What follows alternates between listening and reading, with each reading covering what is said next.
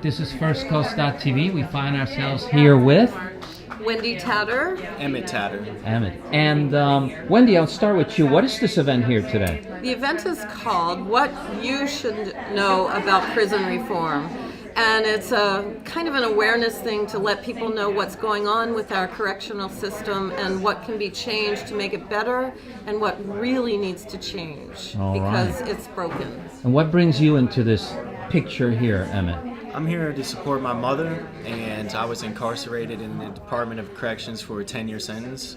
But what I like to talk about is more how to overcome the obstacles that are in prison and how to move forward with that, because that's a big issue too.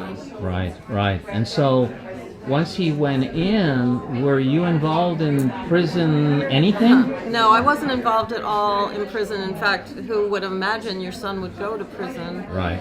And once I started visiting him and seeing what went on and how things worked and didn't work, I started wanting to make a difference and change things. All right. Do you think, Emmett, do you think the country's becoming more aware of some of the lackings in the prison system?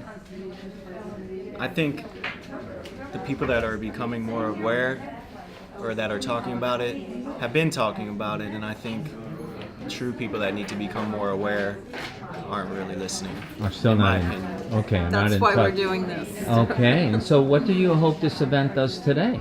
Well, I hope it shows people that they need to change their votes. They need to vote for changes in the prison system. They need to vote that felons can be reinstated with their rights when they've done their time. They need to change mandatory minimums. They need to stop the abuse in prisons. They need to look to see if there's ways they can mentor someone who's in prison, because a lot of people have no one.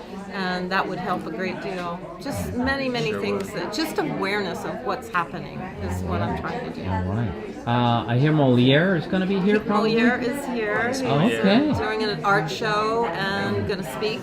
And he's also an incredible story coming out of the prison system. He's got a good story. And there's also a woman here named Julia Lazarek, who is from, I thought she was from Texas. I got that wrong the other day. She's from Las Vegas, and she's going to talk about how the families of people who are incarcerated are affected and how it changes their whole dynamic and ruins many lives. Yes, a lot of people aren't aware of that one person goes in, but the repercussion is enormous. Yes. Yep. Well, I thank you both for that couple of minutes here just to clarify what this is all about. Thank you. Appreciate it. Thank you. So being in prison, and there's been studies that shows when a man is incarcerated longer than 48 hours, he becomes insane. And somehow I kept my sanity, because in the confinement unit I did over 3 years just in confinement. And it was always me going against the grain. If I seen an inmate being abused, or whenever I witnessed Pick a Nigga Fridays, I would write a grievance about it. In return, I go to confinement.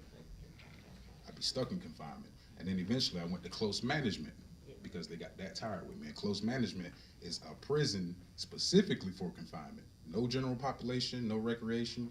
And there's people who've been there for 10, 15 years in confinement. The gassings are rampant and everything. So while I was in there, I had nobody to talk to. I'm just in confinement. But I would ask for a request form so I could write something to the law library. But I just flip it over and start doodling. All of the stuff that was on my mind. That's probably why the art came out so crazy, is because there was a lot on my mind I couldn't talk to anybody about. I couldn't have a discussion about the killings at Lake Butler, or the inmate who was starved for 72 hours in a freezing cell with no clothing. I just drew an igloo with a skeleton's hands, you know. So that was my way of just dealing with everything that I saw. It was a therapy for myself. And once I got everything down on paper, I'm like, all right, there's still more to talk about. Let's draw some more. And as you can see, there's a lot of art. So it was therapeutic for me. And then over time, I decided to begin writings about it. So I was writing and I was drawing at the same time. So over the years, I decided to make the drawings correlate with the writings. And I was just hoping to get the conversation on a larger scale. And fortunately, they're talking about it all over the world. So it's a start. But All right, I can't go too far. I can't walk the stage. So. All right. Coming here today has been a mind-blowing experience for me. I'm fresh out. I got out about 2 weeks ago. I've experienced so much, and there's been so much support within my life that I'm so thankful for.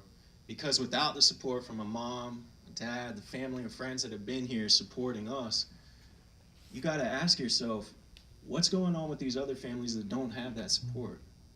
Or have been in a situation so long that their families have given up?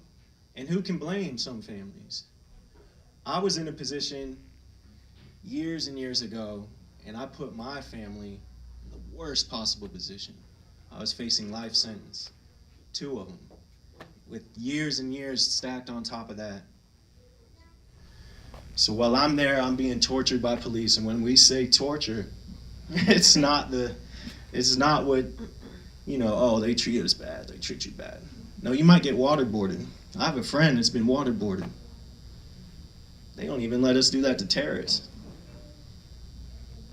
So when I finally go, I get off drugs because I'm locked in confinement for so long. I start really looking inside of myself, and I think that is something that a lot of people lack when they're in. You want to get high. You don't want to think about yourself. You don't want to think about hurting your mom, your dad, your people. You don't want to think about that, but that is the issue that really needs to be solved, in my opinion, to help change. Because if you aren't looking at it inside yourself and you're just blaming this or blaming that, you're going to be angry. And when you're angry, sometimes you do stupid stuff, unless it's a righteous anger. But most of the times when you're angry, how many times do you make mistakes? You say something you don't mean. You go to confinement. You go to this.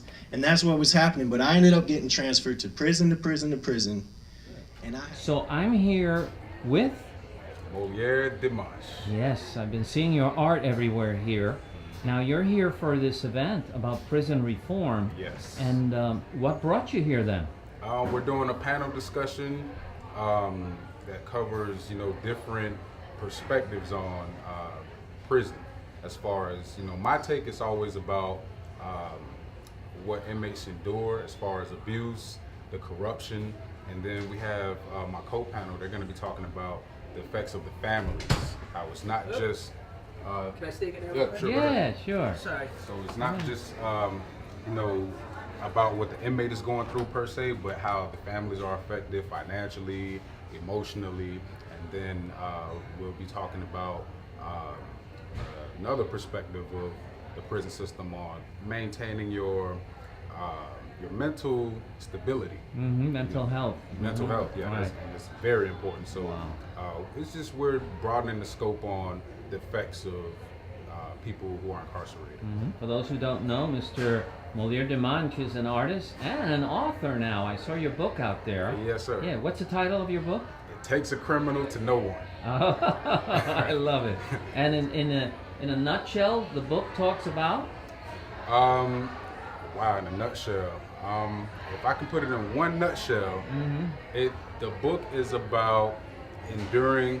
It's pretty much the same topics we're discussing from every scope combined into one.